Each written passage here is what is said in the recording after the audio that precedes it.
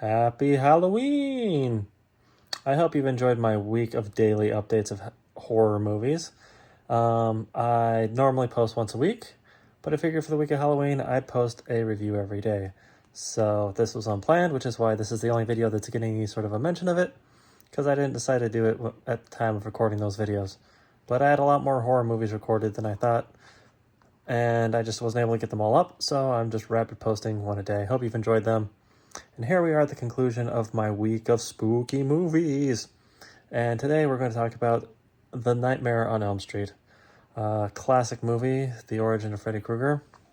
And I have to say that it's been a while.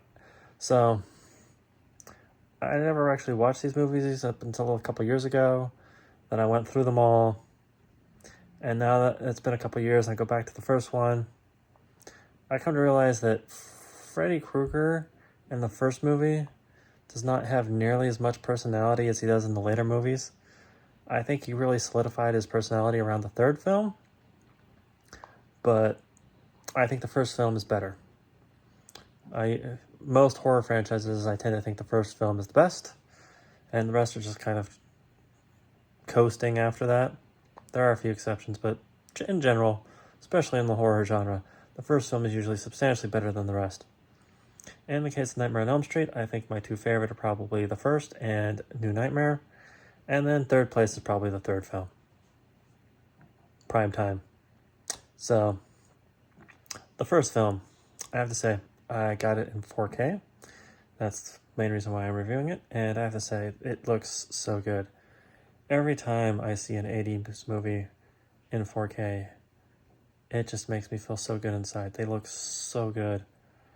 Aliens, Nightmare on Elm Street, Terminator, yes, I know that, barring complaints about the transfers, and James Cameron in particular, despite those shenanigans, these films look so good in 4K. The Thing, there's so many great 80s movies, and the practical effects just hold up so well, and when you put them in 4K, it just looks beautiful. I love it.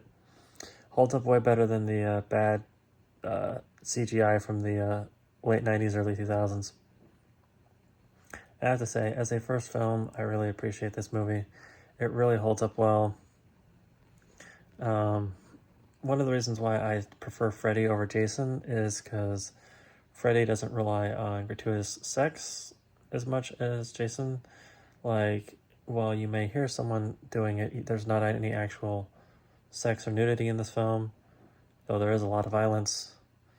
And just the way you see these characters breaking down over time, and they get worse and worse as they're going longer and longer without sleep. It's so well done, and I really appreciate that. And I think if you're looking for a solid horror movie, you really can't find much better than this. I had a really good time watching this, and I'm really glad I took the time to pick up a higher quality copy.